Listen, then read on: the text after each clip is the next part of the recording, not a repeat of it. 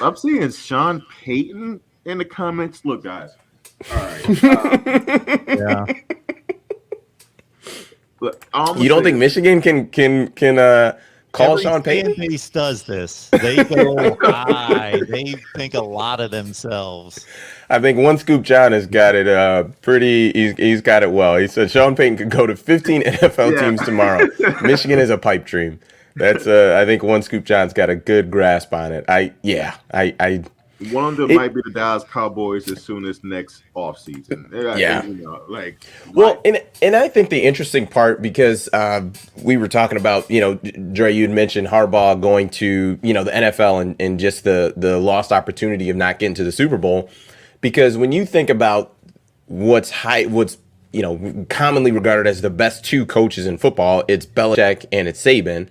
And there's a difference there. There's a difference because, Belichick has done it at the highest level at the NFL. Saban's done it in college, but, whatever the circumstance, people still look at that Dolphins record and they're like, dude, you were a disaster, in the NFL. Like, so, and not to say people are slighting him, but that's still a mark on the resume that it doesn't go away. Are we going to call that a disaster? Are we going to go that? Some people have. Some people have. I'm obviously because I'm a Nick Saban fan.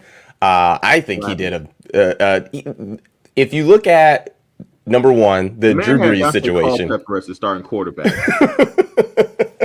and not the Minnesota Vikings. Not Minnesota Vikings. Dante Culpepper. He was a big guy. Dante Culpepper was a big guy at Minnesota. He was twice that size by the time he was going to play in Miami. That Florida sun did not do him any good. No. That's when they had good old Ronnie Brown in the backfield and old Jason Taylor. Anyway, the Drew Brees thing crushed them. So the Miami medical staff did not pass Brees for his physical.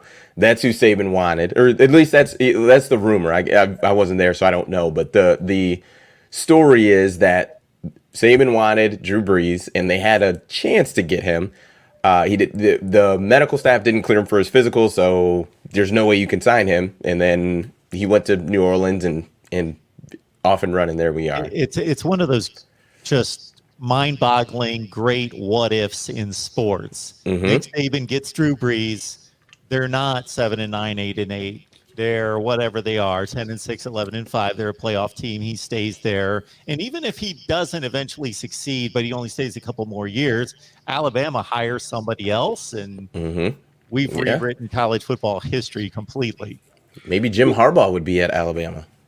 Oh, Rich Rod is the guy they were going after. Yeah. Can you imagine Jim Harbaugh down south? And oh my goodness. Just like speaking of Michigan, during that same time frame, Les Miles wanted the Michigan job at the conclusion of 2007. Who in the world makes a national championship game with 2 losses? So he's the only guy in history makes a national title game with 2 losses, 2 overtime losses that extends his season. And he wants to go to Michigan. It leaks that they're talking. He doesn't like that. It falls apart.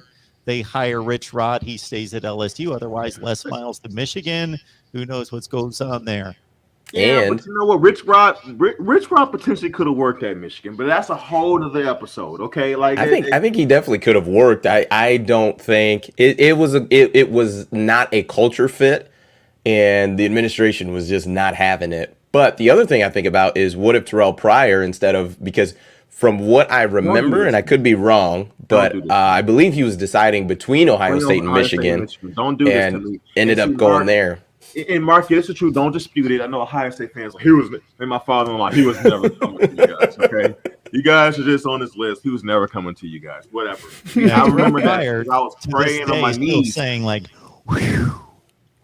I'm like, man, come on, please. I dodged a bullet. To be quite honest, see, this is when I start getting hot. To be quite honest, for his skill set, a dual threat quarterback, he was a much better fit for Rich Rod's system compared to Tressel. To be quite honest. We're being honest. Right, Mark? Don't you agree? I'd probably agree with that. I don't think that's a bad statement. Yep. So whatever, man. Terrell, now you're out the NFL. You got to switch to receiver. All right, we don't have to bash the young man. Just He saying. made his decision. I'm sure he's happy with it. Yeah, I'm sure. Yeah, we would. Whatever. But he would have changed that. a lot I mean, he was that talented, especially as a college quarterback. Where you can to watch it a couple years with my team. I know how talented he is. Yeah, you can pencil him in on his own. 8-9 wins. Like, he just needs guys to do a little bit. Like, I think he was that talented running and throwing. He had an underrated career at Ohio State. I've seen some lists of all-time, like, let's say BCS era quarterbacks, and him, like, it's some ridiculous on several lists. And I've thought, do these people watch football? Do they know what's going on? Did they watch his career? He took them to 3 BCS bowl games. They won 3 Big Ten championships. They finished in the top 5 his last 2 years. He won the Rose Bowl and the Sugar Bowl MVP those 2 years. Dude was a baller. He was a baller. Slightly off topic. I do like I actually I go to the gym with a few former Michigan football players, and I was talking to one guy. He played corner for Michigan. And he told me he was on like the Michigan roster around 2013-14 run, that time period. He was like, man, like, people really don't realize how smooth and now I'm drawing a blank on his name. Why am I drawing? Braxton Miller was. Oh, dude, Braxton Miller is one of the most smoothest athletes I've ever seen in my life. And it was shocking because it was like people, you don't realize just how athletic a lot of those Ohio State quarterbacks were in this run they've had. Now him compared to Terrelle Pryor, of course, before this guy was there, so he didn't play against Pryor. But anyway, Miller was another one who was phenomenal. He could throw up. He had a really good deep ball. Yep. They didn't throw it a lot. They didn't throw it downfield a lot. They were, that was urban and basketball on grass or whatever the case. But no,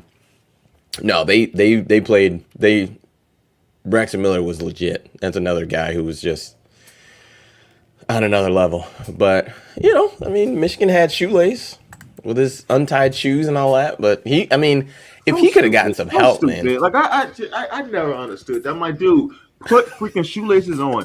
And then I remember one time I went to football practice. I'm like, let me try this out. I'm like, this is so dangerous. You did that in practice?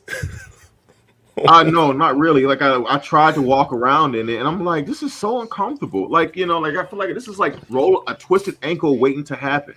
Like, and I'm like, I'm about to run out my cleats. I'm like, no, I ain't put my laces back in. Like, this is whatever, dude. Like, yeah, if I was his coach, I'd have been like, I don't care what your nickname is, tie your shoes. Tie your shoes up, son. But coach, I'm faster without them. Okay, well, be slower. Tie your shoes.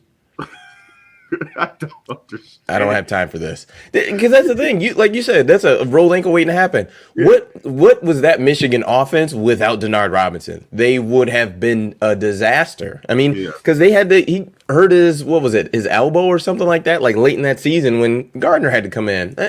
No, tie them shoes up. I'm not messing around. Come on, shoelace. Okay, you can keep the nickname because you did it when you were a kid. You're not doing it here, son. So put some laces. Tie your shoes up, please. Tie your shoes.